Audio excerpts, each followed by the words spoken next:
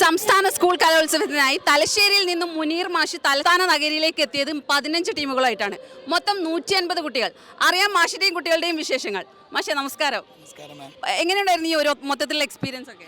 എൻ്റെ എല്ലാ ടീമുകളും ഇന്ന് 5 ടീമാണ് ഉണ്ടായിരുന്നത്. 5 ടീമും വളരെ മനോഹരമായിട്ട് പെർഫോം ചെയ്തു.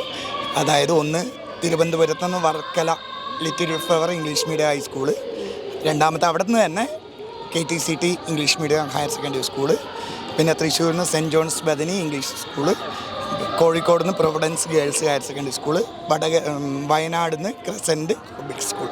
ഈ ഒപ്പനയല്ലാതെ വേറെ ഏതായിട്ടുള്ളത്? ഞാൻ വട്ടപ്പാട്ട്, അതിൽ 8 ടീം നാളെയും മറ്റന്നാളുമായിട്ട് മത്സരിക്കുന്നുണ്ട്. പിന്നെ ഈ 150 കുട്ടികളാണല്ലോ, 150 കുട്ടികൾ എന്ന് പറയുമ്പോൾ ഓരോരുത്തരും ഇൻഡിവിജ്വൽസ് ആണ്. ആ ഇൻഡിവിജ്വൽസിന് ഇൻഡിവിജ്വൽ അറ്റൻഷൻ കൊടുക്കാനും കെയർ കൊടുക്കാനും എങ്ങനെ സാധിച്ചത്?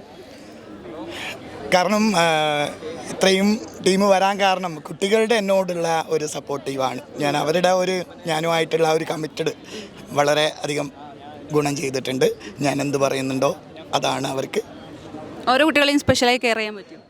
അല്ല, എല്ലാവരും ഒരേപോലെ അല്ല, ഓരോ കുട്ടികൾക്കും അവരുടേതായ ഒരു ഇൻഡിവിജ്വൽ അറ്റൻഷൻ കൊടുക്കും. തീർച്ചയായിട്ടും അവരുടെ കഴിവനുസരിച്ചിട്ട് അവർക്ക് വേണ്ടത്ര രീതിയിൽ പറഞ്ഞു കൊടുക്കാറുണ്ട്, പരിശീലനം കൊടുക്കാറുണ്ട്. ഇപ്പോൾ ഈ പറഞ്ഞതുപോലെ മത്സരമാണ്, ഇപ്പോൾ സ്കൂൾ കലോത്സവം എന്ന് പറയുന്നത് മത്സരമാണ്.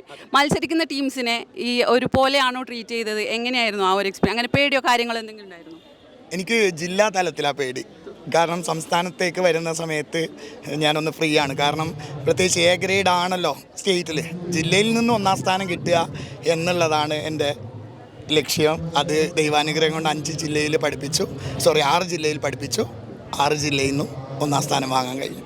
ഇപ്പോൾ ഏതൊക്കെ ജില്ലയിൽ നിന്നാണ് കുട്ടികൾ? ഞാൻ കോഴിക്കോട്, വയനാട്, തൃശ്ശൂർ, പത്തനംതിട്ട, കൊല്ലം, തിരുവനന്തപുരം.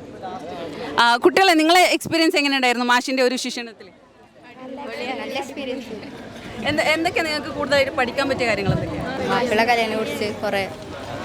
എത്ര നാളുണ്ടായിരുന്നു നിങ്ങളുടെ ഈ ഒരു ജേണി? ജൂണിൽ പ്രാക്ടീസ് തുടങ്ങിയിട്ട്. അപ്പോൾ തൊട്ട് നിങ്ങൾ മാഷിൻ്റെ ശിക്ഷണത്തിലാണ്? ഞങ്ങൾ കുറേ കൊല്ലങ്ങളായിട്ട് മാഷിൻ്റെ ശിക്ഷണത്തിൽ തന്നെയാണ്.